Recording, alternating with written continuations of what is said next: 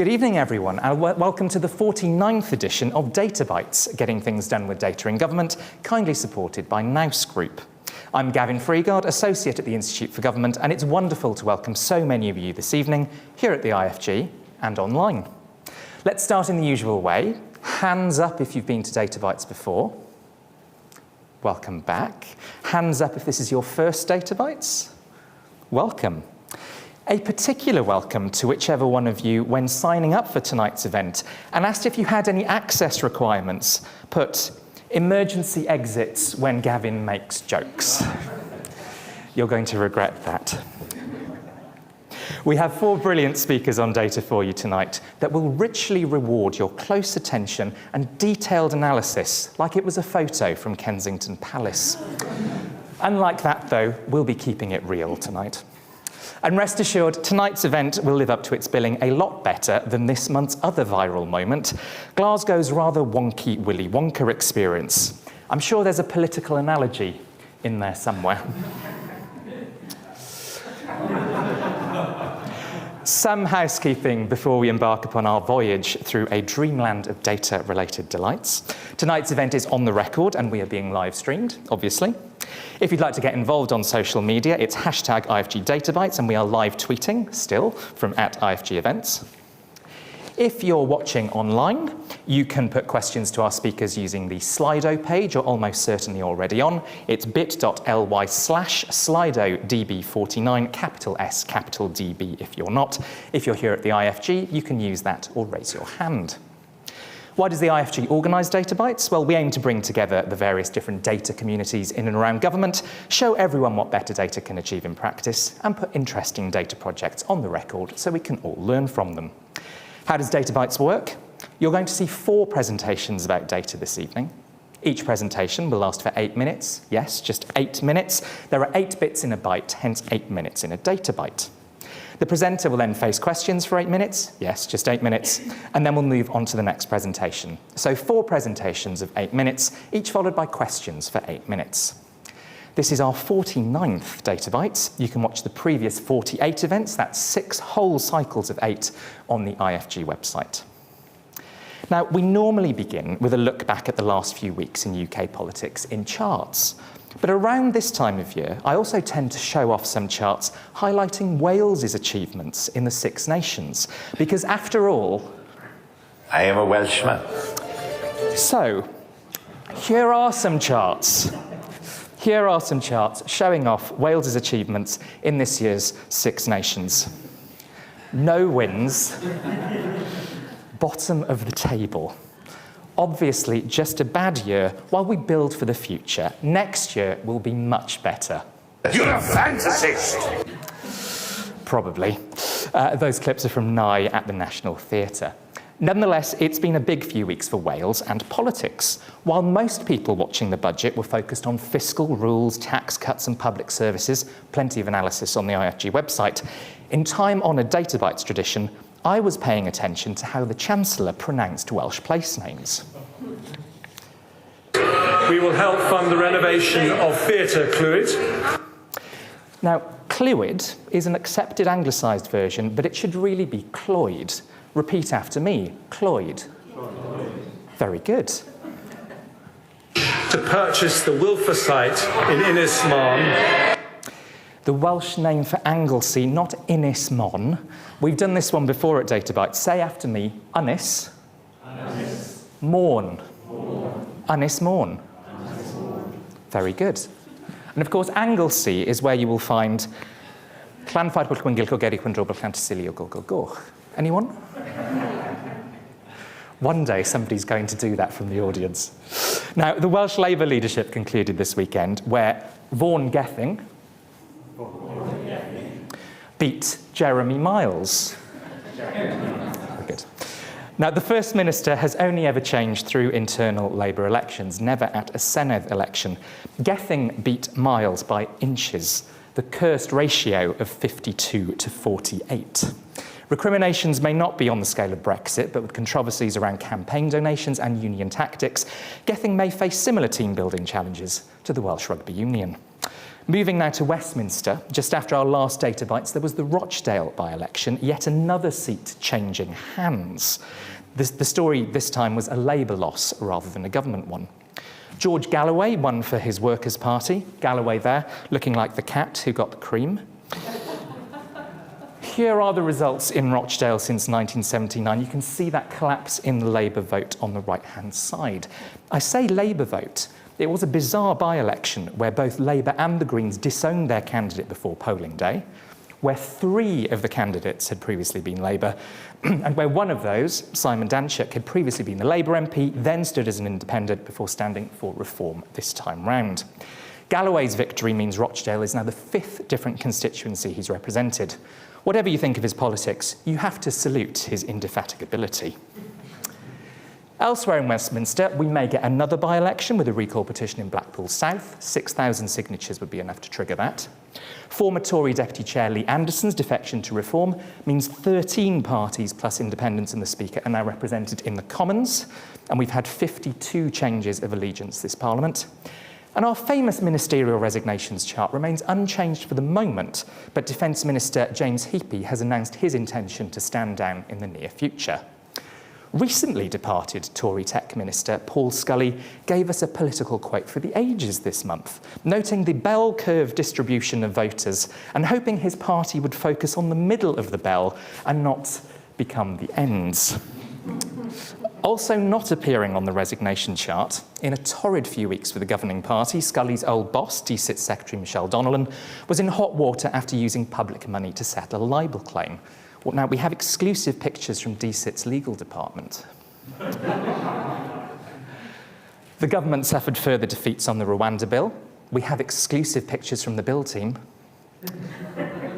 And the racism row over Tory donor Frank Hester rumbled on. We have exclusive pictures from Conservative campaign headquarters. The Prime Minister also announced there would not be a general election at the same time as the local elections in early May. That came shortly after an Ipsos poll showing the Tories at their lowest ever vote share. Keep an eye on the right-hand side. Here it is, down to just 20%. Now, if you're worried that the British government is broken, never fear, a new IFG report is here, following a major commission on how to reform the centre of government. We had former PMs Major and Brown speaking at the launch. Now, you normally only see that many ex-PMs together at the cenotaph. This is from last autumn. One Twitter user decided to scale them to the lengths of their premierships. Liz Truss is there. Honest. Now, at 8 minutes each, almost as long as Truss's premiership, but making a much more positive lasting impression, are tonight's speakers. First, we'll hear from Viv Adams of the Information Commissioner's Office on the data sharing code and sharing data for safeguarding children and young people. Second up will be Peter Horn from Nous on leveraging data to drive efficiencies and improvements in operations. Third, we'll hear from Dominic Hale from the Office for National Statistics on the Integrated Data Service. And our fourth and final speaker will be Steve Whitler of Visual Meaning on creating shared meaning at national highways. Next up for Data Bites is the Big 5-0. Data Bites 50, 5 whole years of the series, provisionally in the diary for the 17th of April, but it will almost certainly move, so make sure you sign up for the IFG events newsletter and keep an eye on the IFG website. A huge thank you to Nous Group for supporting tonight's event. We are only able to run Data Bites through the support of partners. If you would like to demonstrate similar Nous and sponsor an event, including our 50th, please drop Pritesh an email. And as ever, if you would like to follow in the footsteps of our speakers, please do get in touch with me. That's more than enough for me. Over to our first speaker, and that's Viv.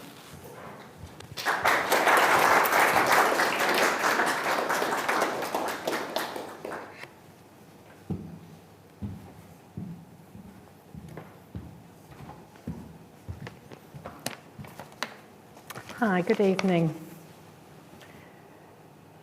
Right, which one is it?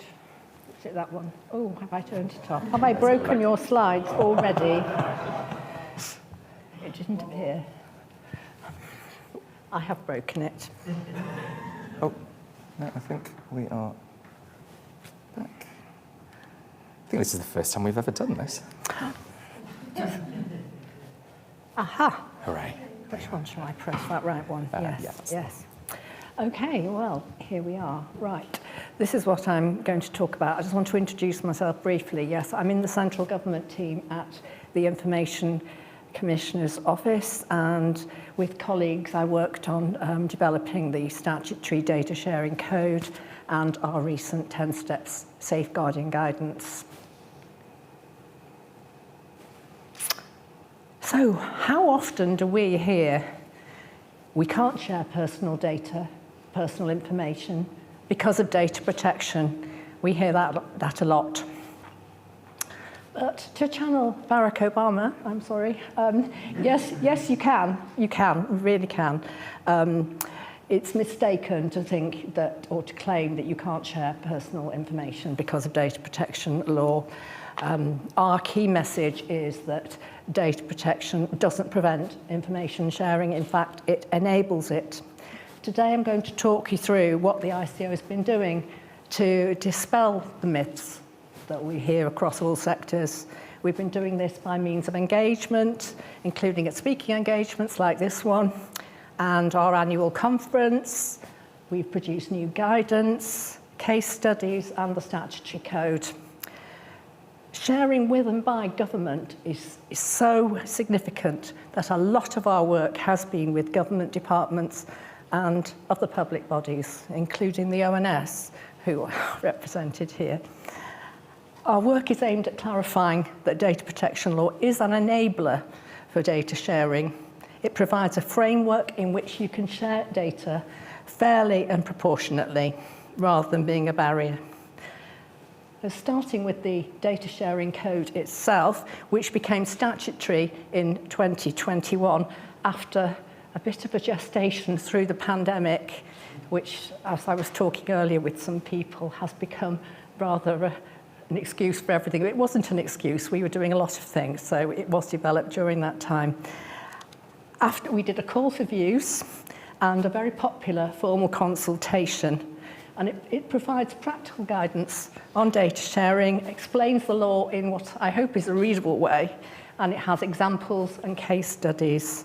And the emphasis is on what to do rather than what not to do. So, as I said earlier, it's an enabling approach. It's accompanied by a whole suite of resources to support organisations which we keep growing. So we've got data sharing myths busted, we've got a checklist, we've got guidance on sharing by and with law enforcement bodies, such as police, but it isn't just the police who are law enforcement bodies, as you probably know, government departments are too. And a step-by-step toolkit to steer you through sharing data with law enforcement bodies. That was in response to the police saying to us that people were saying, well, we can't share that with you, data protection doesn't allow it, so we actually have a tool that you can walk through to do that. We've also produced guidance for universities about sharing information in an emergency to prevent mental or physical harm, and that came by a different route.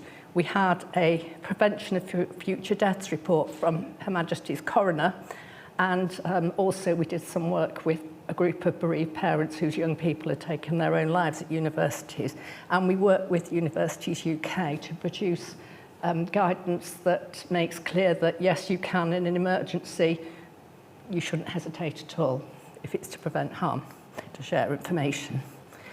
So we've got lots of case examples, case studies in the code and around it, like ones developed with Ofsted, the NHS, Office of National Statistics, and DLUC, other Whitehall departments, and other government bodies. We're keen to add to these, so please let us know if you'd like to help with those. There'll be an email address at the end, near the end. We also support data sharing work by other government departments, such as the Department for Education on its Working Together, which is safeguarding guidance and other matters, and Cabinet Office on its emergency data sharing. This is a screenshot, not sure how much you can read, of part of our data sharing webpage. You can find it on our website by just put data sharing and you'll find it. And there are more items as well, but that's just a selection, so you can see what it looks like. In 2021, when the code was published, Elizabeth Denham, our then Commissioner, emphasised that data sharing that engenders trust in how personal data is being used is a driver for innovation, competition, economic growth, and giving a greater choice to consumers and citizens. This is especially true in the sphere of public service delivery, where efficient data sharing can improve insights and outcomes and improve public service, increase options for citizens. She did emphasise, though, that the ICO alone, our engagement and advice, cannot solve everything because there are some barriers to data sharing. Not data protection law, but cultural ones. We've always done it this way, for example, or technical ones, organisational ones, IT systems in one organisation not speaking to another. We found that in relation to local authorities, for example. And overcoming all these will need more than the ICO. We need collective effort from practitioners and government, other public sector organisations too. So we're continuing to work with others across sectors, and we're continuing to engage with a wide range of organisations.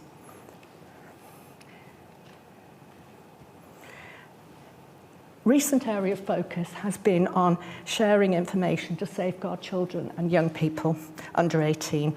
Both Elizabeth Denham and John Edwards, our current Commissioner, met with the House of Lords Public Affairs Committee about data sharing and the code, and we all agreed that the ICO would develop guidance to support child safeguarding. And after working with a range of organisations, including the DFE and various charities, in September last year, we published our new guidance, which is up there, the 10-step guide to sharing information.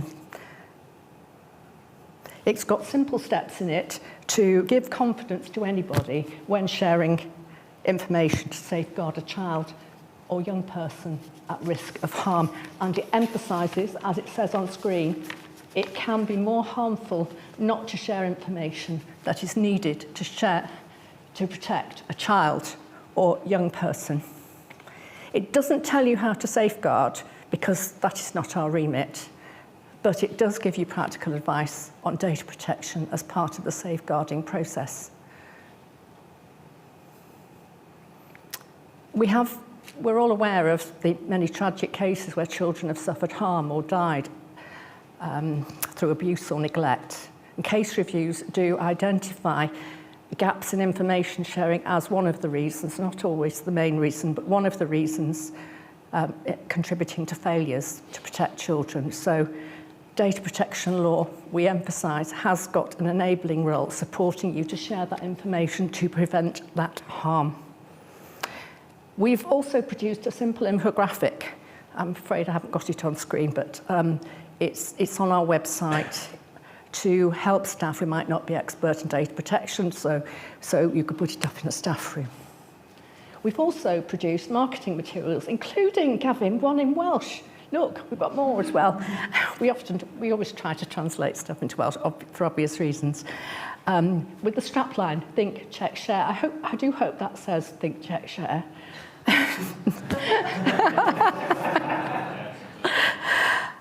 Yes, and we've got plans for more. So we've already done some initial work this year, in fact, with some organisations in particular geographical areas to spread the message locally, and we've got plans to do more. This is overarching. I've run out of time, haven't I? I'm so sorry. Overarching guidance intended for all sectors, and we're also made clear that we're going to produce, and we've already started, individual sectoral guidance for each area, starting with education. We're going to do health, local authorities, and so on, to complement the 10 steps guidance. We've started work on this. If you'd like to be involved, please let us know. The email address is on the next slide. data sharing code, all one word lowercase, at ico.org.uk. To summarise, data protection law isn't a barrier. I'll be testing you afterwards. It provides a framework to do it fairly and proportionately. No one should be afraid to share information to safeguard a child or young person. Our work continues across all sectors to spread these messages and produce guidance to support their work. Thank you.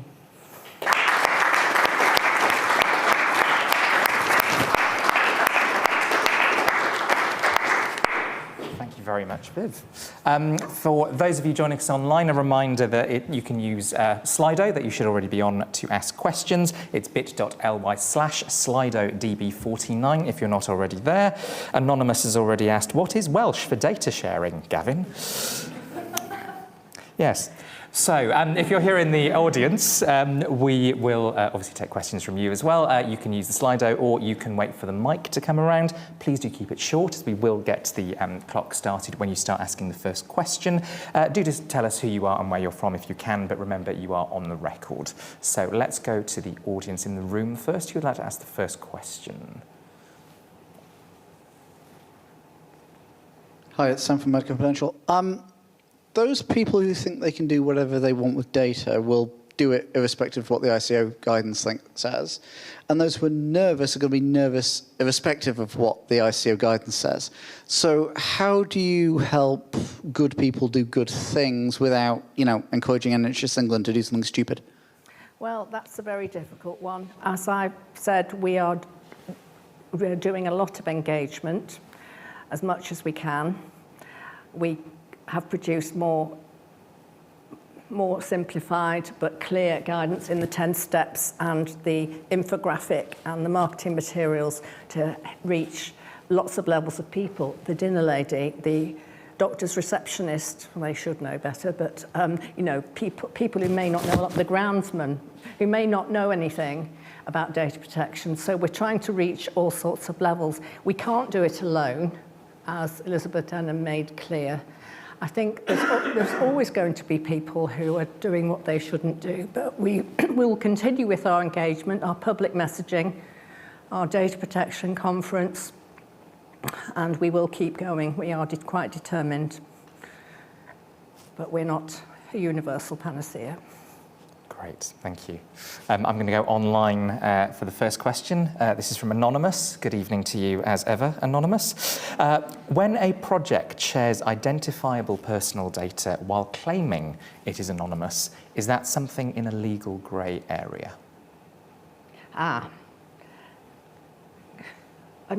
Unidentifiable, you mean? Sorry, can you just say that again? So when a project shares identifiable personal data, but claiming it's anonymous, is that something in a legal grey area?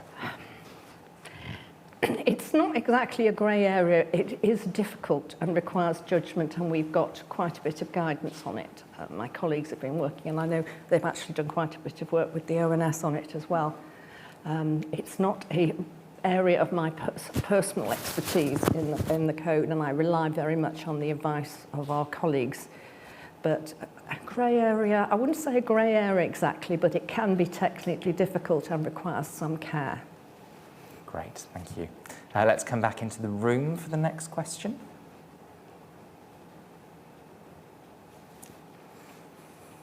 Hi, Viv. Hello, what are you going to ask me? I was just curious, you mentioned a couple of the things that are going to be coming down the line in the future. And I just wondered if you could say a wee bit more about that. But the sectoral guidance, yes. We wanted to produce an immediate overarching piece of guidance which any sector dealing with children could use. But we knew that different sectors have got particular needs. For example, there's different rules and guidance. For example, the statutory guidance the DfE has on working together.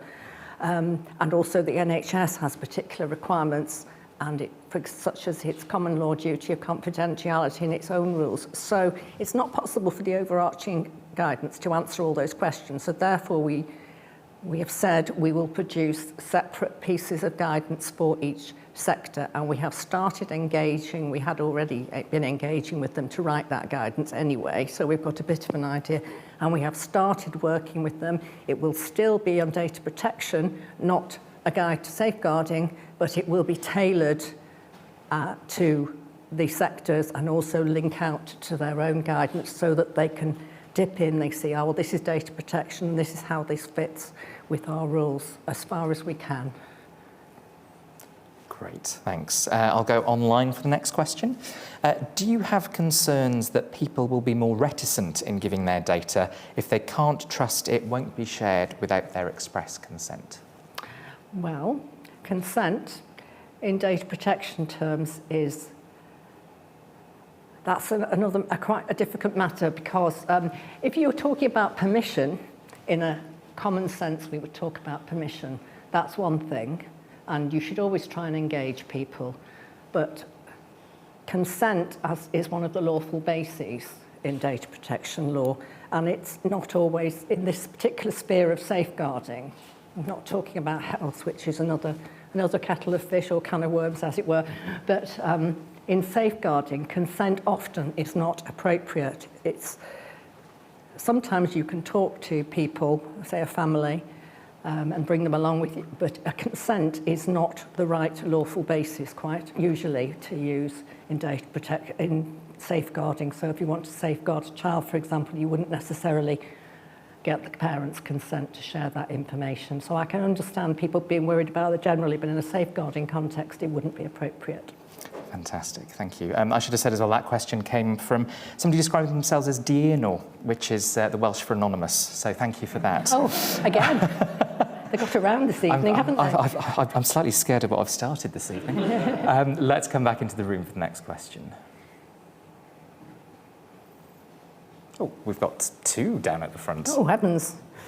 Speakers causing me pain, right. Hi, sorry, I'll lean around the corner so you can see me.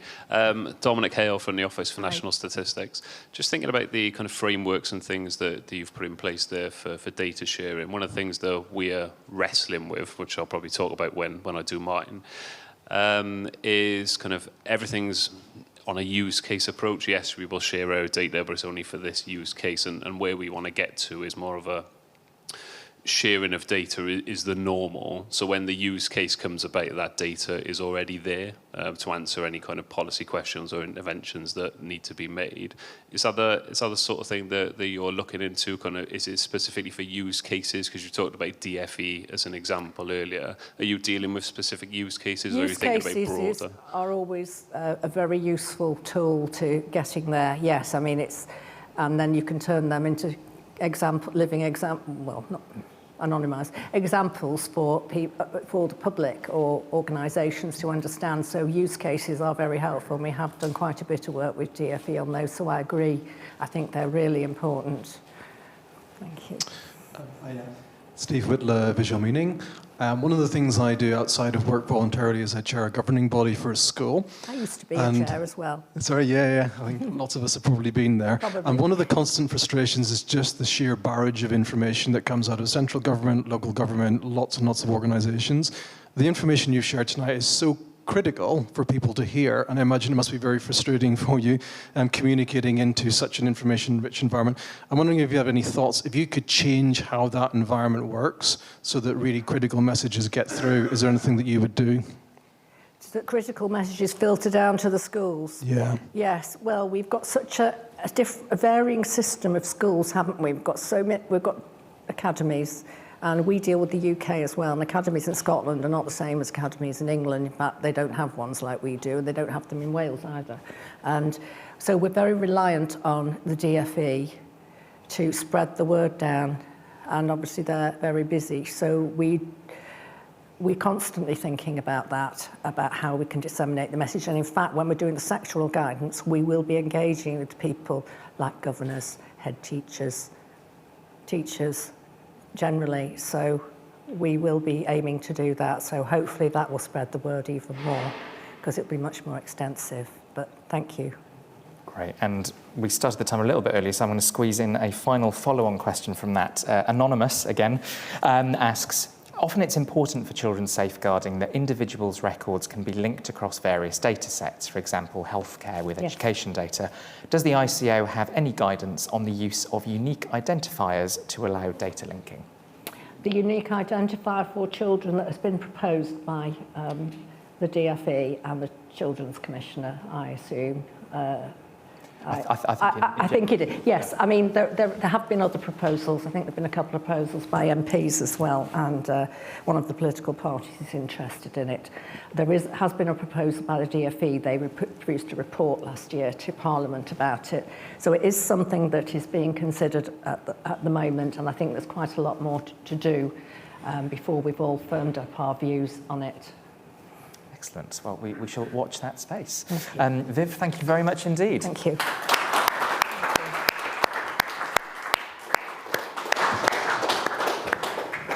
Our second speaker tonight is Peter.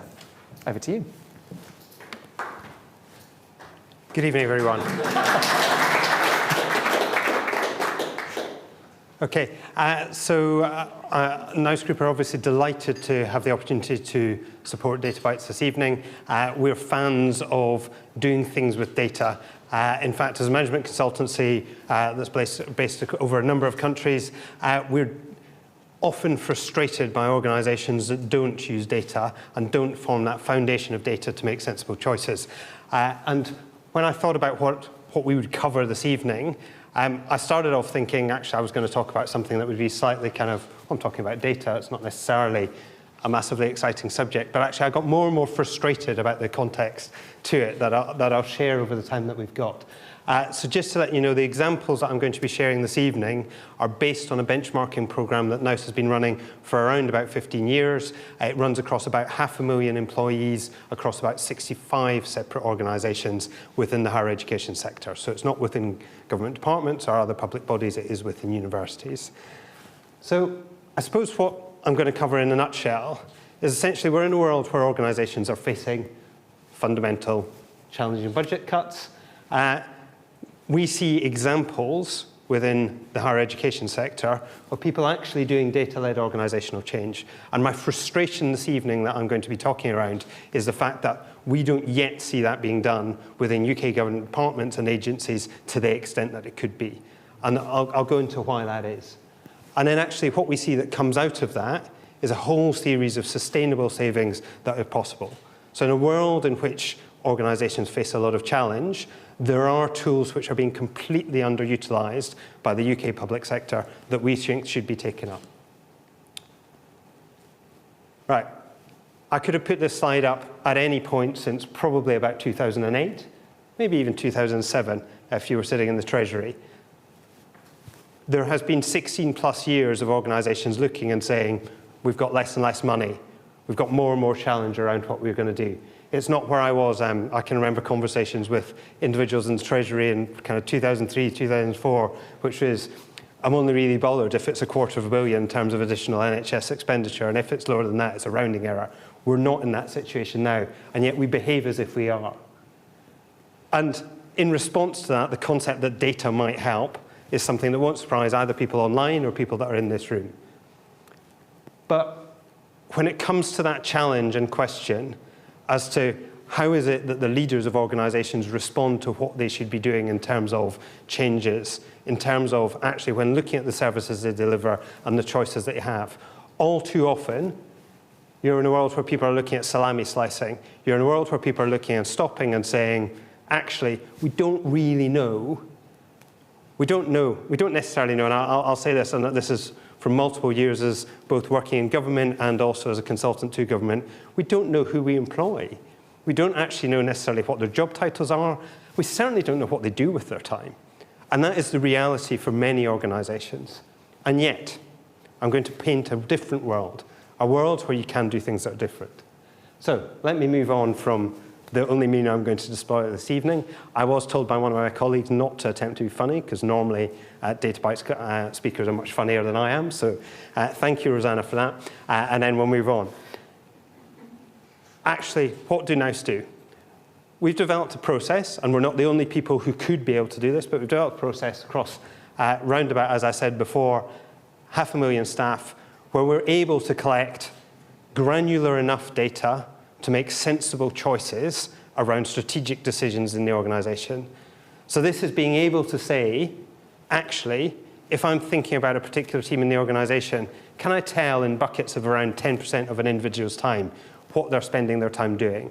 Can I tell and can I curate information as to whether they're working at their level of seniority or whether they're working above what they're doing or below what they're doing? Can I tell whether or not people are specialists in role or whether people are asked to be doing things that are requiring multiple levels of skill? And actually, it's possible to collect that. And it's possible to collect that in a way that's actually pretty cost effective. And out of that, you get a whole series of data that tells you what you can do. What does that allow you to get into? And I'm conscious I put up here some graphs that are consciously detailed, because actually this is what we can see and what we can do. So if I can try and get this to work. Okay. I can't get the pointer to work, but as far as over here on the left, if you're looking at your organization, you can look in and you can say, actually, where am I in terms of cost? How do I compare to my peer group? And actually over here, you can see sort of this blue line here. You're kind of around about the middle of your peer group. But if you're actually in a situation which is I'm in the middle of my peer group, but I still need to cut costs, where should I start? What should I work on? Well, actually, there's other bits of data that come out of the system that allow you to engage in this. So the first bit of which is saying, well, actually, in my finance function, I know from what the data tells me that I overspend. And actually, what this comes to in here is the data is saying is compared to what your peer group are spending, you're spending 1.5 times as much. But actually, knowing that you spend 1.5 times as much in your finance function just takes you to the point of saying, well, cut your cost in your finance function.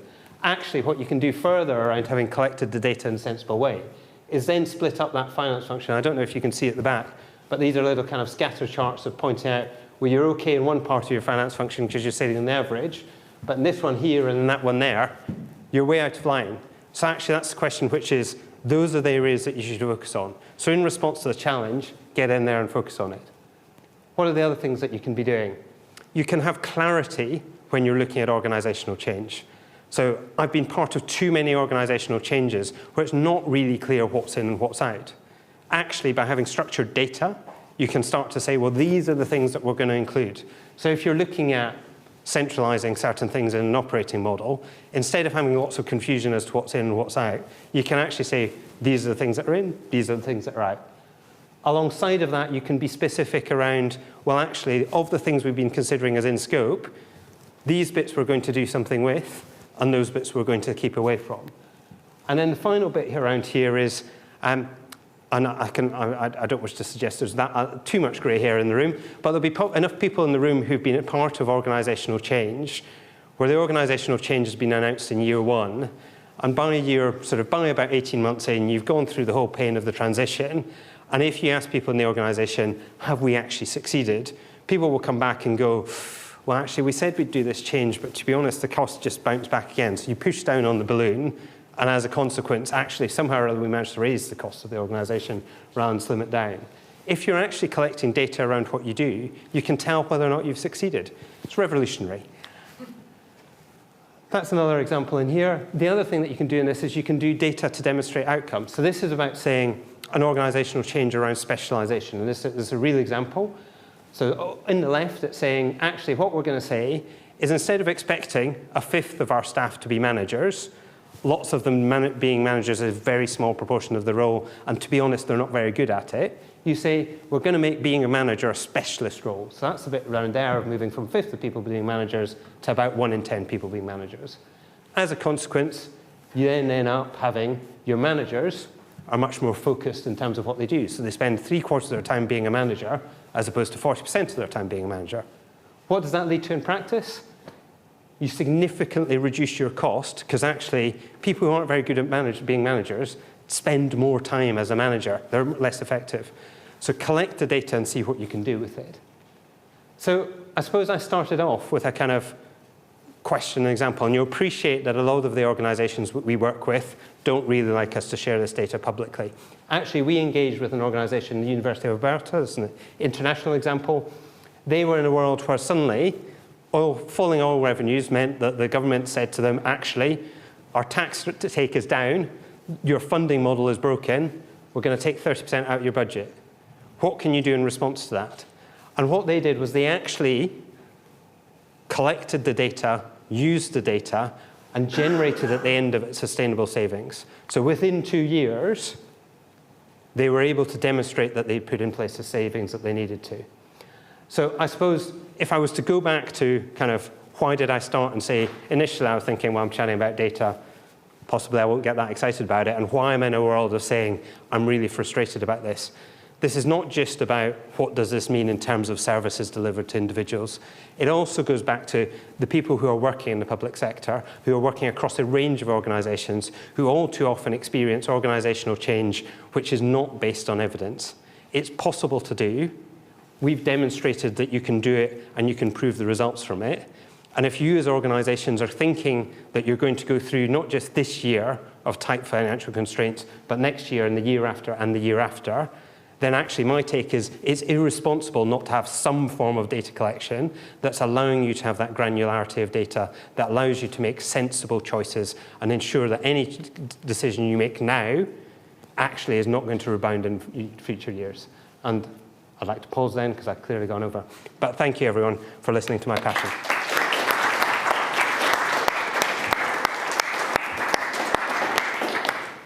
Great, thank you very much, Peter. A reminder for those of you watching us online, it's bit.ly/SlidoDB49, capital S, capital DB, if you're not already there. Dyn or die, which is the Welsh for anonymous too, clearly is, because they say, because you took out the jokes, can you teach Gavin how? Maybe you need a Rosanna. Let's start in the room for the first question. Plenty to dig into there, and we've got a question just there. University. Hi. I was wondering whether your model also factors in perhaps kind of external hidden costs to, since these are kind of public institutions, right? So where a cut to a public service, I mean, may be saving for the organization, but it may have external costs that then are, I mean, for example, if you cut roads, then the economy is going to suffer. So I wonder if you have any calculation also of the broader societal effect of that. So the model that we have doesn't look into the sort of, we collect data around the activities that people undertake, and alongside of that, we look at the services that they provide. I would say that, for example, something like that, which is an investment decision as to sort of, do we provide a new bypass in area X? Actually, there's specific economic analysis that our system wouldn't do, or a standard benchmarking system wouldn't do. Great, thanks. Let's stay in the room. Who wants to go next?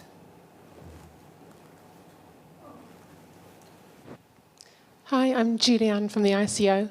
I'm actually a chair of governors as well, to add to the theme today. And what I was interested in is, you've got data, but how do you add that kind of context which might not come out in data? So what I'm thinking of is, when you look at ratios of staff, the school that I'm a chair of always comes out really badly within the trust that we are. And that's because we've got a lot of kids with special education needs, so you need higher ratios. Higher? Is that the right word? Yeah. And then also energy costs come out really badly because we've got 13 old boilers around various buildings from different ages. So it's really interesting when I see those kind of figures about how we look like we're much worse than other schools. But how do you then add that kind of extra context in? So can your models build for that as well? So our experience of using the models, and we use our models within the university sector around within schools at this stage, our experience is that the data informs your decision making. It doesn't make the decisions for you. So actually you can look in and go, kind of, we spend 20% more than our peer group on area X, but actually that's because our strategy says we should be spending more on that area because we're choosing to invest in that area. And now, your example of boilers, you're probably not choosing to invest in your energy costs, but you don't have much of a choice around it. So there's a point which is the data gives you more choices, but it doesn't say that, it doesn't give you the answers. Thanks. I'm going to go online for the next one. This is from Anonymous again. How does the public sector collaborate to do this consistently? What to centralise might best require organisations working together, but this rarely happens. For example, look at public sector estate and how little coordination of use there is. To go to the example of the public sector estate, I think there's been significant progress over the past 15 years or so with the Government Property Agency. in a world where, and I've lost sort of earlier on, we were having conversations as to the number of different regulators or other organisations that are starting to share buildings in London, or when I say starting to share buildings, the government hubs that are in a variety of different areas. So I'm not completely without hope for that. I would say it is a case where I think there needs to be a series of passionate advocates for something like this. So actually people being those people that share the frustration that I have, which is, it kind of feels, and I don't know if people have seen episodes of The Simpsons where the chap walks out of a truck and he kind of steps on a rake and then he steps on another rake and then another rake. If you've not seen that, I'd recommend that episode. Actually, I view the same thing in terms of leaders of government and organisations and public bodies, which is every year we're being hit in the face by the same requirement to cuts, but actually increasing the capability of the organisation to be able to adapt to what is a 5 or 10 year projection of increasing challenge budgets is not something we yet do. Great, thank you. I'm going to stay online for the next question as well. Another anonymous asks, structuring data and building up the data set to the point that we can use it often involves translating analogue data to discrete data. How can we ensure that the quality of the data or message is not lost during this translation process? Okay. So the approach that we've taken around this, and this has been based on kind of 15 years of development, and I think the individuals who were kind of the guinea pigs in year one probably had a much more painful experience than those in kind of year 7 and 8 and onwards, is actually what's important is to have a single coherent data collection process. It's designed in such a way that you are asking it in a limited way of people. We find that the way to collect this data is not to say, let's take analog data and let's try and sort of force it into this. It's to say, we value this data so much that around about an hour from a manager per year, a manager of a team per year, provides that clarity that you can get through. So that's the answer that we've got to that question, which is not sort of converting something. It is actually, let's start with clean data in the first place because of the value it brings. Great, thank you. Let's come back to the room for the next question. We've got a question down here. Hi, I'm Joanna Work from Baltic Apprenticeships. Data as an apprenticeship standard is one of the fastest growing in England, and there seems to be so many people getting data apprentices or putting their existing staff through apprenticeships and obviously investing in the right systems and software like yours and others. So there seems to be this kind of hunger level, which is kind of interesting and I guess good, that people want to be doing better at data, they're doing that upskilling, reskilling, bringing people in. But I'm really interested from your opinion as a global business, how do you think the UK is faring in terms of its adoption and its attitude and use compared to other countries around perhaps Europe and the world? Like, are we doing all right, or actually have we still got a long way to go? So I would say, so NOUS operates across 5 separate countries, so I can probably speak better to that. So there are similar sort of Westminster-style systems, so Canada and Australia being examples of that. What I would say is I put things into 2 categories. So I think, and I speak possibly more from a regulatory context because that's my background, I see the behaviour of regulators in the UK as being pretty innovative. So there's some good examples of Financial Conduct Authority and others who have really invested in what they know around data. So what do we hold? How can we deploy it? How can we use that to improve our role as a regulator? Where I see the UK as being a laggard is around actually, do we understand what our organisations do?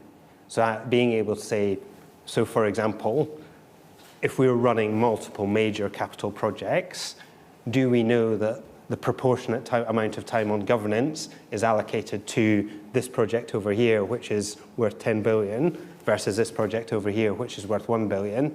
Or actually, is it the opposite way around? That for me is where, in the UK, we were behind what we could be capable of. Thank you. You managed to avoid the phrase world leading, which is very rare when it comes to talking about the UK and the world at the moment. I've got a question from Anonymous online, which is, do you have a consistent methodology for categorising the work people do at that right level of granularity? And how do you tailor that to specific sectors, if at all? How do your categorisation choices bias the data? So the last point on that question is probably the hardest. if I could start off with, yes, we do have a set of consistent questions around tasks and role. We collect it down to saying, actually, what's around, sort of if I was asking about your role, Gavin, and I know that you operate for Gavin Freeguard Enterprises, so possibly it's a smaller organisation than most, but it kind of in buckets of around 10% of your time over the course of the year, what is it that you do? And the question is there for a manager to say, well, actually, this is what this individual does, and actually, I'm going to pick out a subset of that, and we build up that picture. And what we've found with that over time is, while there is an element of that, of it sort of blurs around the edges, it's a pixelated picture as opposed to the full picture. When it adds together, it does tell a story, and it tells a story for organisations where we find that the data collected in year 1 tells a very similar story to that year 2 and year 3. So actually, the picture is in there and there. As far as the question, which is what's the way of categorising that for different sectors? What we found in doing that, so we use our methodology, which is what we describe as uniform. In looking at that for public sector organisations, we've got a separate approach, which is around Civiforum, where we broaden the range of categories, because actually what's done in a higher education sector is obviously different about what's done by government departments. But actually the fundamental point, which is, can you make better decisions if you know more what your organisation does? It's pretty valid across sectors. Brilliant. I shudder to think what you'd find out that I actually do from day to day. Peter, thank you very much indeed.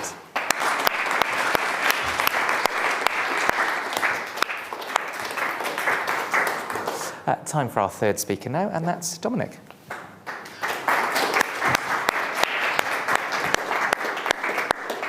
Thank you. First things first, you'll tell from the accent, I think the only reason I'm here is because I'm Welsh, and there's a bit of a Welsh theme going on today. I can speak a little bit of Welsh, but not enough to interpret some of those questions online. More than I can, I think.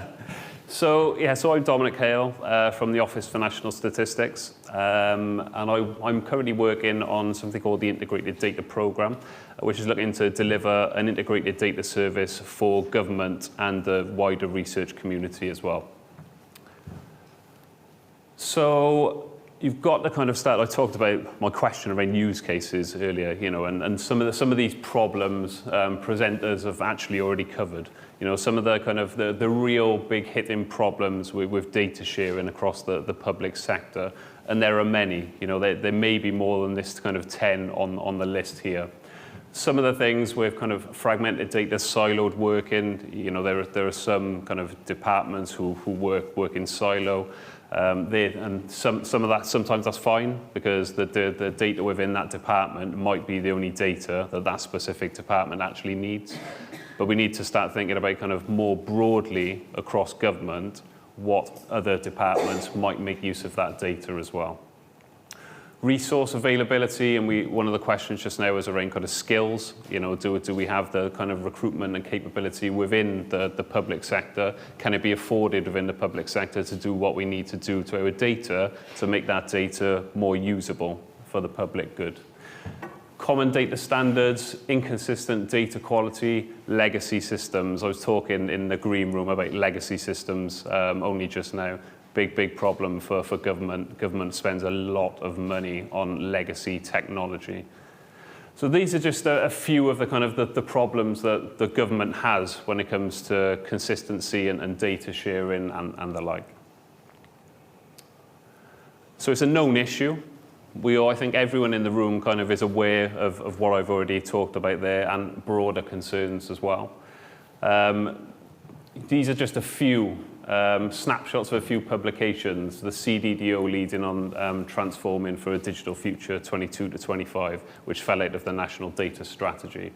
Sir Patrick Valance's Pro-Innovation Technologies Review, one of the last things he did before stepping aside from his role as well.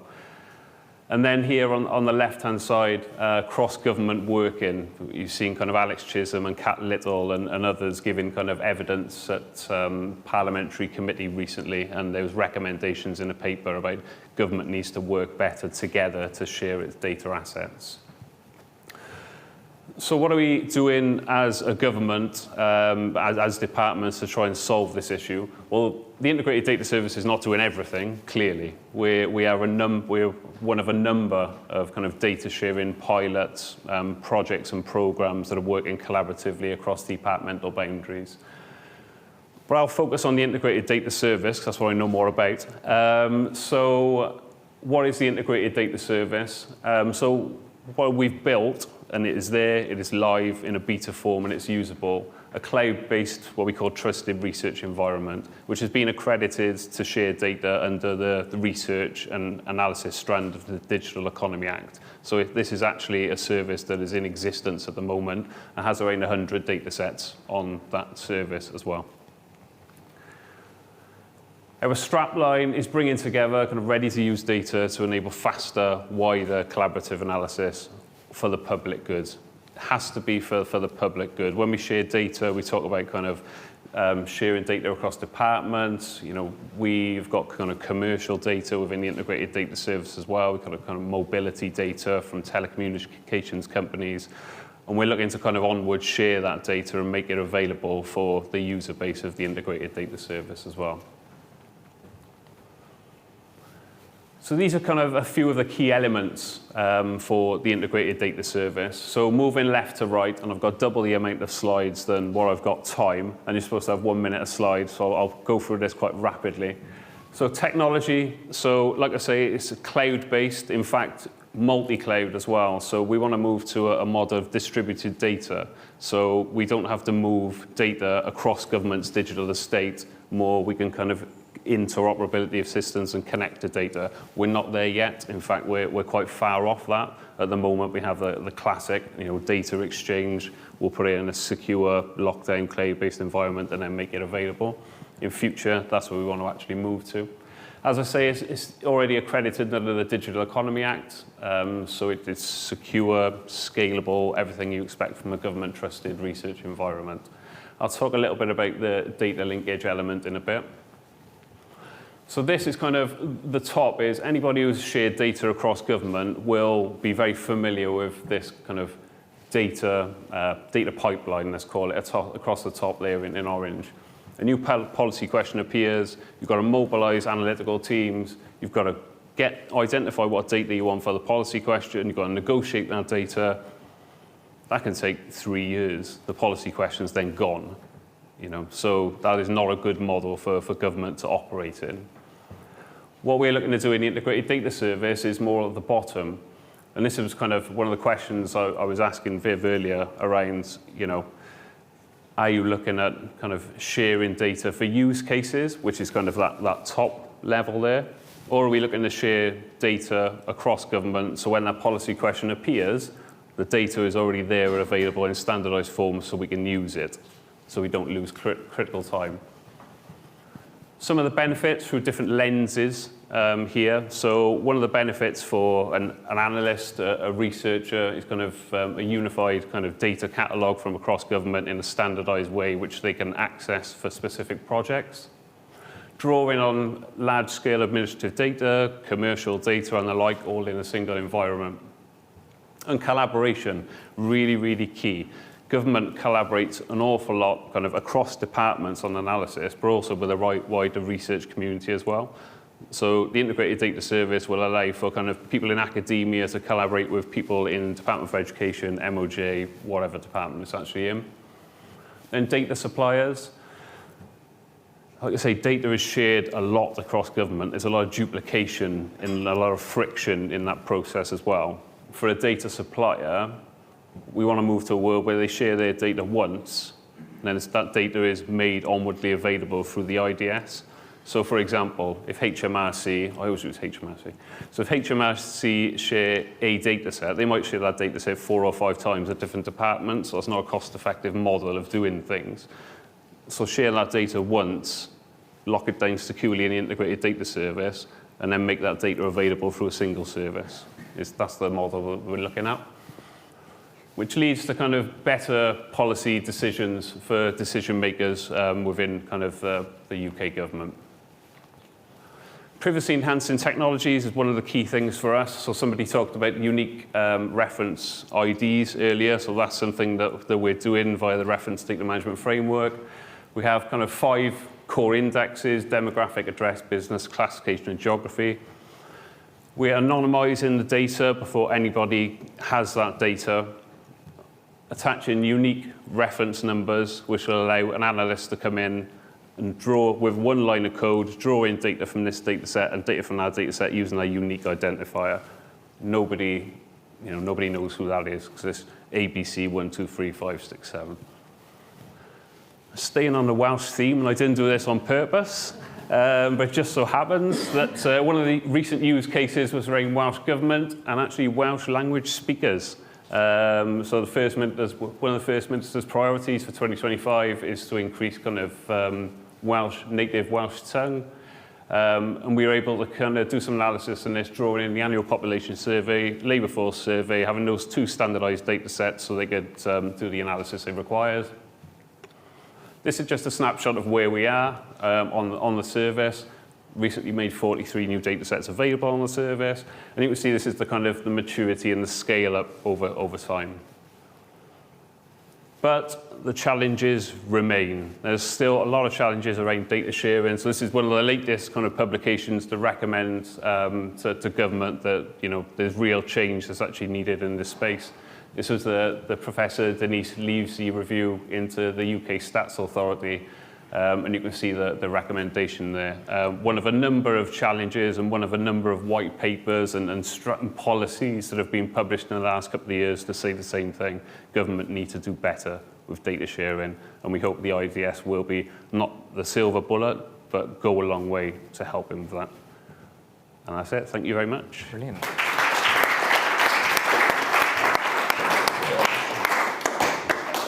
Very much indeed. No worries. Again, if you're watching us online, please use the Slido. Lots of you already are. If you're not there, it's bit.ly/SlidoDB49. I'm going to start online, actually. You touched on this already, but Jeremy asks, and thank you, Jeremy, for leaving your name. Please, can you give us some examples of data sets that are available in the IDS? Yeah, sure. So ONS, as the lead delivery partner for the Integrated Data Service, has made some of this kind of critical data assets available already. So the Census 2021 data, for example, one of the richest data sets across government, is available. There's a lot of labour markets data, a lot of survey data that the ONS collects. Like I say, there's around about 100 data sets. gov.uk/IDS, there's a data section on there, so please feel free to have a look at that. Brilliant, thank you. Let's come into the room for the next question. We've got one right at the back. Shemai, diolch yn fawr. Thank you. So I'm Sam, I'm a civil servant, and just full disclosure, Dominic and I used to work together. But Dom, I was wondering if you could kind of give us a sense of how you think we can kind of tackle the cultural challenges that kind of remain to actually kind of realise this ambition. I think, well, we all know it's a challenge, first and foremost, Sam. It's about recognising our challenge, but I think it needs to be recognised at the top table. I don't think departments can do it alone. The Office for National Statistics certainly cannot do it. The Integrated Data Service certainly cannot do it.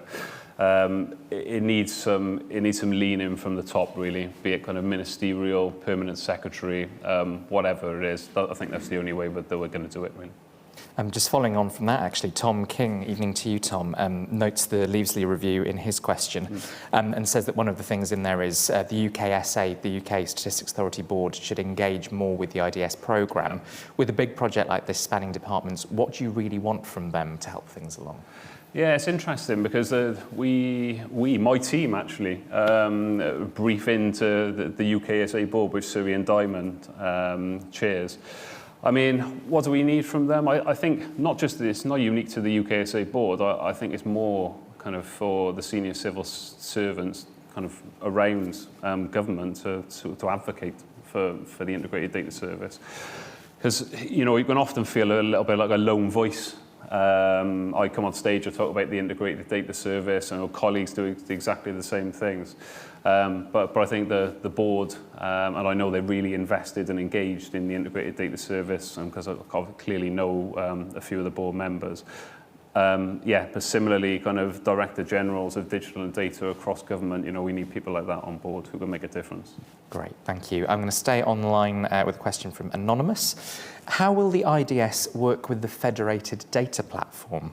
Do you bring ONS data to FDP or health data to IDS? Yeah, it's an interesting one, and there's no right answer to that. I mean, we're having conversations. There's people in the room from ESRC who I'm having conversations with about federated data, because what we don't want, and what we're not trying to do, is the integrated data service be, like I said earlier, that silver bullet, and all the data is migrated there. We want that interoperability. Otherwise, we're not really unleashing the benefits, are we? Because data is being shared with the IDS and it's being shared with others. In terms of kind of where that data is, if that data is already on a cloud-native, trusted research environment, then the IDS, sorry, I call it IDS because it's familiar with me, should be able to connect to it. There's no need to move it out of there into the IDS. That goes against the benefits case, really. Great, thank you. Let's come into the audience. We've got another one in the back row. I'll come to you next time. Hi, Sam from Medical Confidential on Sam Rowe. Medical Confidential runs a website at goodtreswork.com which starts to highlight TREs that work very well. IDS is not going to be on the good list. So you talk about transparency. So why does publication of the full list of data sets and the full list of projects require a parliamentary question? And what does ONS gain from keeping it secret? Yeah, listen, I don't think ONS, IDS is keeping that a secret at all. I mean, what we have to remember is the IDS is in a beta form. It's not an officially live kind of service yet. We want to get DEA accredited for data preparation, so we can do the preparation of data within the IDS rather than doing it in kind of satellite platforms as well. We're trying to be as transparent as we possibly can, hence why in my presentation I said that we released kind of 43 additional data sets on the website last week. We've answered kind of 2 or 3 parliamentary questions now around kind of running costs of the integrated data service, how much data do you have on there, how many projects do you have. We're being as transparent as we need to be. Thanks. I'll go online for the next one. This is Anonymous again. Would you tell a project that they couldn't use data linked by the IDS if it was obviously toxic to public trust? Toxic to public trust. Interesting. So, I mean, there shouldn't be data on the IDS where that becomes an issue. As I say, the IDS model and the privacy-enhancing technology that's built through the aforementioned reference data management framework means that all of the data are anonymized at the point of access, and therefore, if you're going to publish any of that data, I don't see there as being a risk with. Thanks. We had a question in the room just there. Hi, my name is Daniel Smith. The question was around the data sets, whether the ambition is for them to be dynamic data sets, or are they static at the moment? So going forward, the benefit to the organisations being able to work with something more dynamic and coming to you for the data set than to the department that created it in the first place. Why the middleman? Yeah, so very much dynamic. So I used an example earlier around the O2 mobility data that we acquired. So that data is going to be refreshed on, I believe, a weekly or a fortnightly basis. So what's real time, I suppose, and what is dynamic? It's very, very difficult to kind of say what that is. But yes, refreshed, time-stamped data sets rather than kind of static data sets. Clearly, if there's survey data on there and that's a quarterly survey, it's not going to refresh. But if there are kind of real-time feeds, then yes, we will do that. Are we in a position to do that right now? No. Although we're doing it with the O2 mobility data. But yes, that's what we're aiming for. Thanks. I want to go online for the next one. This is from Bryn, brackets, not Welsh, close brackets. To what extent will the integrated data service be available to general public users, or is it aimed at accredited users only? Yeah, so I should have said that in my presentations. So it's for accredited researchers. So you have to go through an accreditation process to actually be able to access the IDS. What that accreditation process looks like, I believe, is reasonably light touch. I'm not kind of close to the detail on that, but yes, as a member of the public, you will not be able to kind of go in and access it. And at this moment in time and going into the future, you know, it's for specific use cases. You can't just go into the IDS and say, I'll pick up that data, There has to be some kind of governance behind it, even if it's kind of a lot lighter touch than what it is at the moment. Great. I'm going to squeeze in a quick final question from Jeremy. Prioritise data sharing, quote unquote. With the abundance of data available, how do we prioritise what data to share? Yeah, so the Central Digital and Data Office are working in this space at the moment. They run an initiative called Essential Shared Data Assets, ESDA, because we love an acronym in government. So they're working across the departments to identify key data that are shared multiple times across government. And the ONS has supplied a list of all its essential shared data assets and already made them available on the IDS, and we're hoping that other departments will follow suit. So it's kind of based on, the prioritisation is very much based at the moment on how often that data is currently being shared across government, so we can remove that friction. Great. Well, Dominic, thank you very much indeed. Thank you.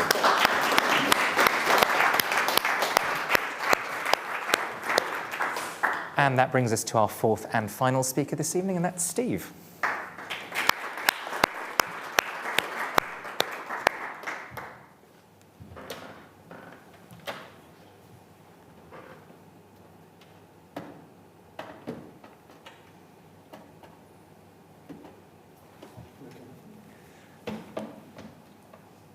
We're switching to a different laptop.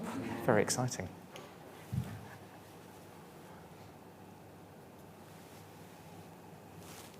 Hello. Well, thank you very much to the IFG and to Highways for inviting me to come and talk to you this evening. Great pleasure to be here.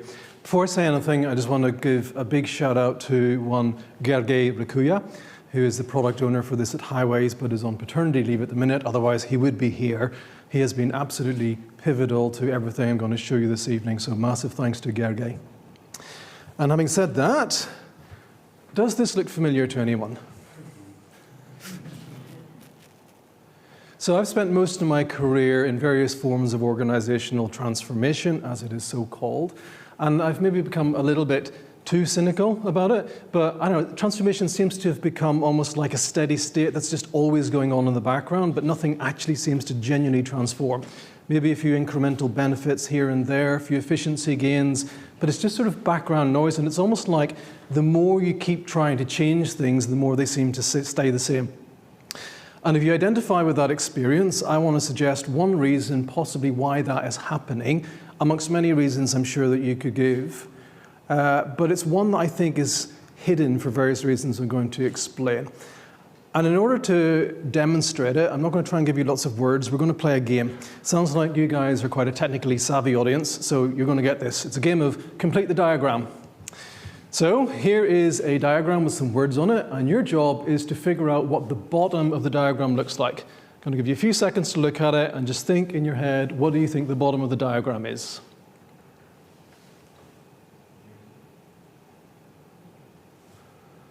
Hopefully you figured this out. We've got capability of a server, cloud, some seats. The answer is obviously Serena Williams. Did everyone get that? No. Yeah? Occasionally you get some completely random answers involving different combinations of clouds and servers and things. But that experience you have when you think language means one thing and then the world takes a side swipe is a very common one in my experience, maybe like a year, 18 months into a big major transformation program where you realize that this project team over here actually thought what you meant in the killer slide that started the whole thing off is completely different to what the original sponsor thought, who's probably now left, and it's certainly different to what this project team over there thought. And the reason I think this happens is because we don't pay enough attention to the extent to which the meaning of what we're doing is buried inside all of the tribal identity that people who come to project teams have. Because it's just much, much more socially comfortable to assume that because we're all using the same words, which we probably are, we all mean the same thing.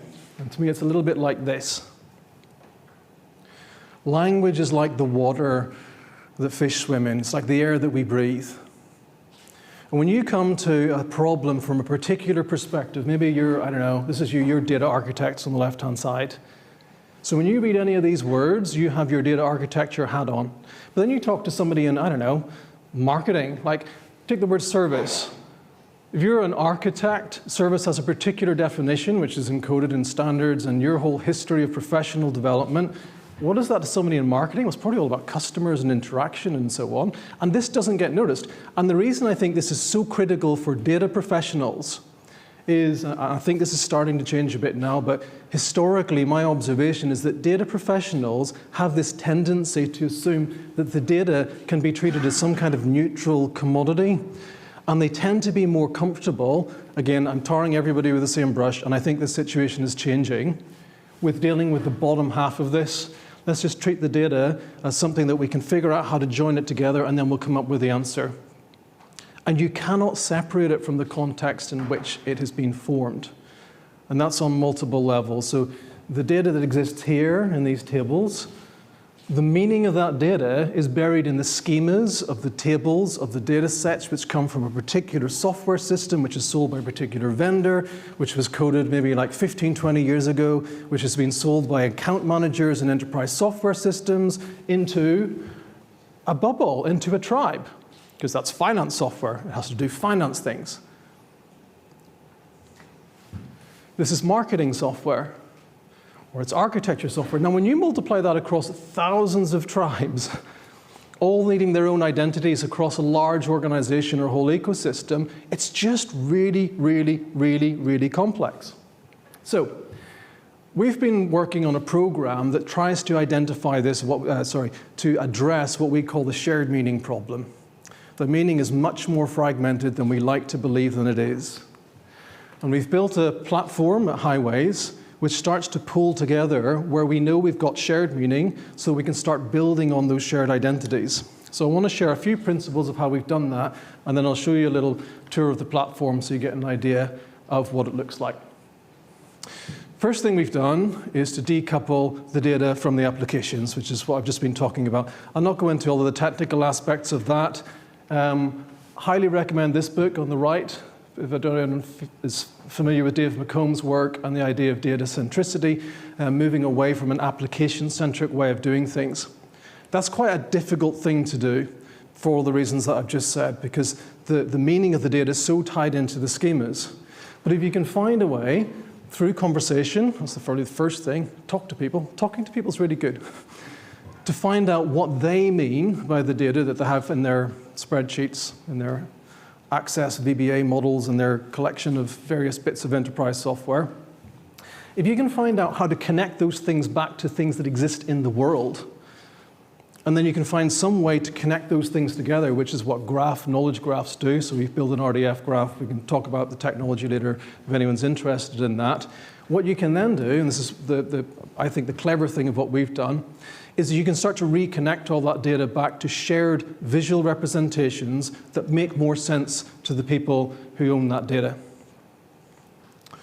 And finally, in order to make any of this work, you have to establish feedback loops. So this sounds a little bit like a technology solution to a people problem. It's really not. If anything, it's the other way around. And this doesn't work unless you have people at the heart of it. You need to create easy ways for people to feedback that this data is wrong. That needs to go to the person who owns the data. You need some form of mediating intermediary group, which we call an editorial network, which then has eyes on the whole thing to see whether clusters of feedback actually suggest that the whole model is wrong. Okay, that's me talking very quickly because I've only got 8 minutes. That gives me about 90 seconds to demonstrate what this actually looks like in practice. So what we've built is we've taken a knowledge graph, but instead of presenting it as a knowledge graph and expecting you to learn graph-based ways of querying the data, we've actually hidden it inside an adapted GIS model. So this is using an open source GIS framework, which works just like Google Maps, so people are familiar with it. So I can zoom in and out of this. And back to Peter's point before, that nobody actually knows how these organizations work, right? That's the fundamental problem. How do you change something you don't actually know what it is? So this is an activity model of highways, and if I zoom in, I get more and more detail about what the activities are that people do.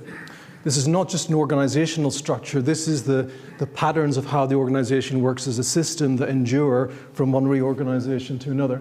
And if you keep zooming in, you just get more and more in detail. You can get to whatever level of detail you want, but the thing is, it's actually a graph.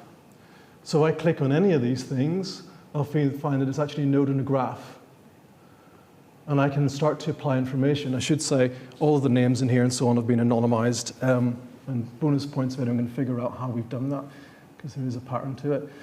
Which means that I can see, like, this activity is performed by a particular group of people. And there they are. It's led by this person who is anonymized, who holds this position. And what you can see is it shows you where that data has come from, because we've extracted it out of the various APIs from all of the source systems. What we can then do is we can see, well, where is that person? So we've got multiple maps here. And this person, because it's a person, will also appear on an organization map. And this is a computationally generated tree map from all of the Oracle data of the breakdown of the whole organizational structure. And the beauty of it is, at any point, just like Google Maps, you zoom out and you see the Earth. So you've got a shared context of what we're all trying to do, is I can zoom out and get the shared context of the whole organization. So that's all of the people who work there. That's all of the activities. And if you keep zooming out, that's what we're there to do. So you can have the purpose, the top level view, zoom into whatever you're interested in. And as you can see, sorry, I need to stop, don't I? I just love playing with this. It's a lot of fun. The more data sets you put in, the more interesting it becomes, because, like, literally, I can just type in the name of whoever I meet in the meeting, or if they say a concept I'm not familiar with, I just type it in, and it shows me all the things that we know about that person or that team or whatever it is. Okay, I better stop. Thank you.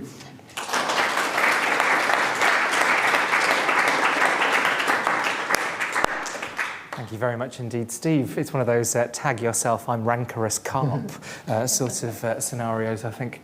If you're watching us online, please use Slido to put your questions to Steve. It's bit.ly/SlidoDB49 if you're not already there. Let's start in the room. Plenty to dig into there. Who wants to go first? We'll come down to you first, and then we'll come to... That looks beautiful, by the way. You know, and I guess so user-friendly to be able to have it visualised like that. And, you know, when you think of every person on the street or, you know, within kind of organisations, public sector organisations, to be able to make something so user-friendly like that, how long does it take to get from, I guess, the chaos, which is what was started with, to get something like that? So actually, the prototype probably took about 6 months, I would say.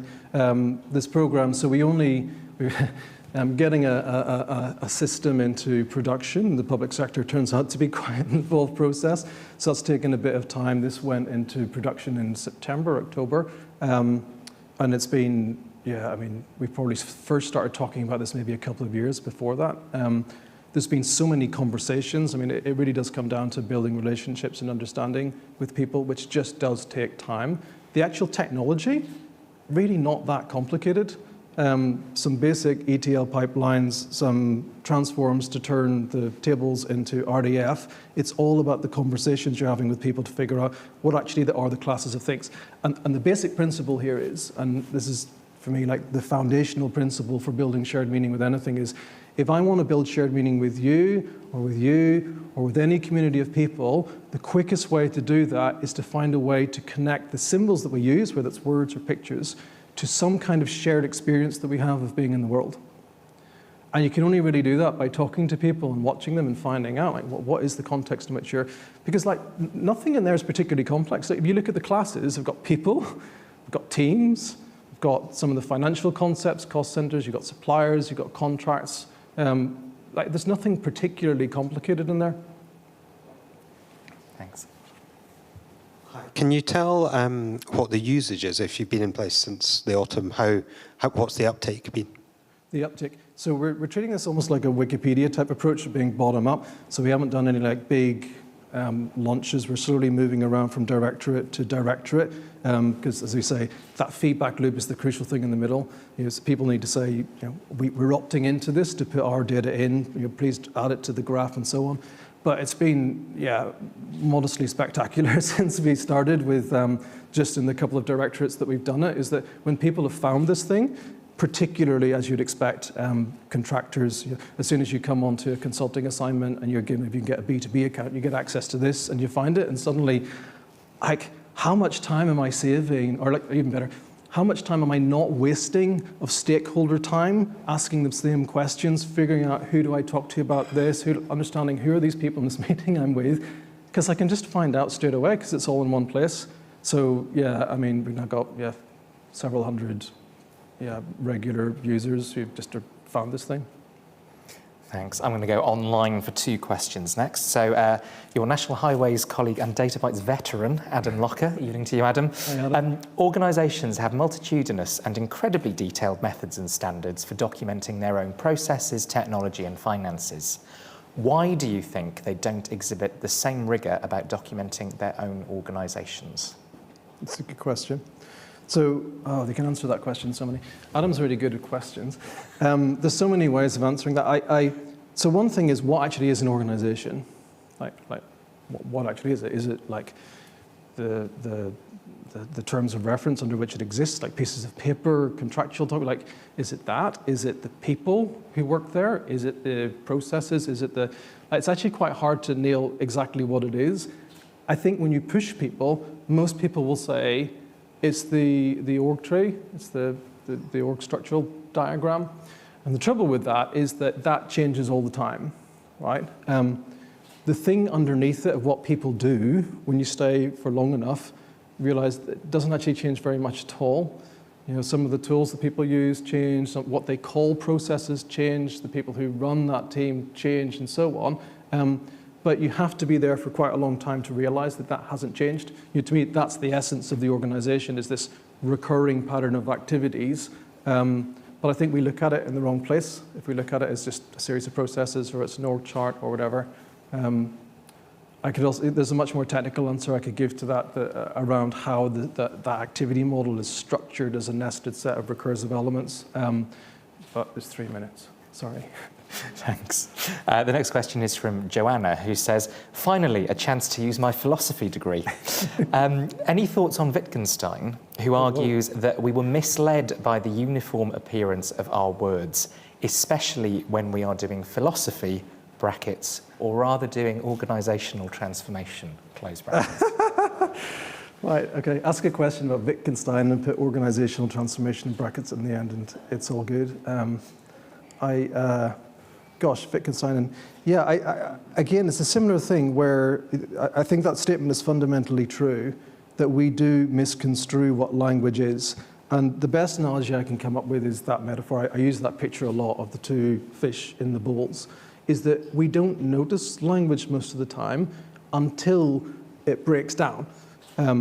So like there's to stick with the philosophical theme. So Heidegger has this concept of breakdown that he uses, that you don't notice the tools that you use in life most of the time until something goes wrong with them. You don't notice the door that you use to get in and out. You don't notice digital tools when they work. It's only when the thing comes up and I need it now and it says you have to update your app. You're like, and otherwise you might not even notice the app. And language is like that. And I think the problem is, in a project team, you often don't notice this because the other team's using jargon you don't recognize. So it's obvious, I'm a non-technical person, this person's more technical. I need to ask them what they mean. The subtlety is that when you get sufficiently senior in organizations, all the jargon's the same. Right? Everyone's talking about capabilities and digital, like what is a digital transformation? As far as I can tell, digital transformation is basically the business trying to get the IT budget back, if I'm being, again, very, very cynical about it. What's the digital bit? Like, all transformations seem to be digital now. Like, what do we actually mean by the words? And actually, sorry, I'm going to get very, very cynical now, but yeah, we're all friends here. To what extent is the language that we use more about trying to find collective identity with whoever it is that we're in the room with? So if I'm in a room with strangers, it's quite nice if I get the sense that, yeah, we're all comfortable here because we can all use this jargon in a way that makes us all sort of smile. And, let's talk about improving capabilities and the pillars of our strategy and how we're going to do service-based transformation. And then all the jargon starts to flow, and then everyone's flowing with it. And actually, we all go away happy and go back to our teams. Nothing's actually going to change because those words are so far removed from the reality, our shared reality that we live in. Time for a quick final question from the room. Or I've got one online. John E. Says, are you planning to extend it to address the different meanings of the concepts or ontology used in each part of the organisation? Oh, yeah, absolutely. So one of the beautiful things about RDF is that it's super easy to alias things. So this concept is called this by these people, it's called this by these people, but the way RDF works is just a series of triples. You take all of the tables, you break all of those tables apart, you put them into a graph, and then and all those elements have unique identifiers. So if I say anything about this thing, it's got a unique identifier. I know that you're talking about the same thing that I'm talking about. So you can call it this, I can call it that, but it has the same unique identifier, so we all know it's the same thing. Well, Steve, thank you very much indeed. Thank you.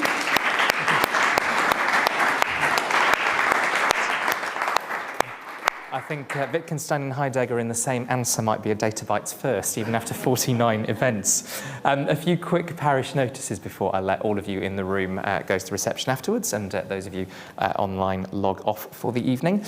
We will aim to have video of this event up on the IFG website in 24 hours, and audio as well. You'll already be able to watch it back as live on Slido or YouTube. You probably know what the Slido is by now. Lots of other IFG events coming up over the next few weeks.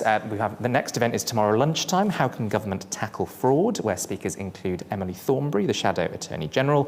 We've also got events coming up on the Treasury, public sector strikes, AI and electoral disinformation, the Lord's Speaker, polling in the general election, and London and devolution. As I said, do keep an eye on the IFG website for the date of the next Data Bytes, or make sure that you sign up for our events email.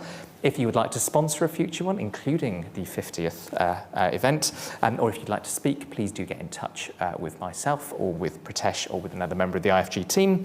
All that remains for me to say are three very big thank yous. First of all, to you, the audience here in the room and online. Some brilliant questions today. A huge thank you to Nous Group, without whom this event simply would not have been possible. So a very big thank you to you. And please do join me in a very big thank you as well for our four brilliant speakers this evening. Diolch yn fawr iawn.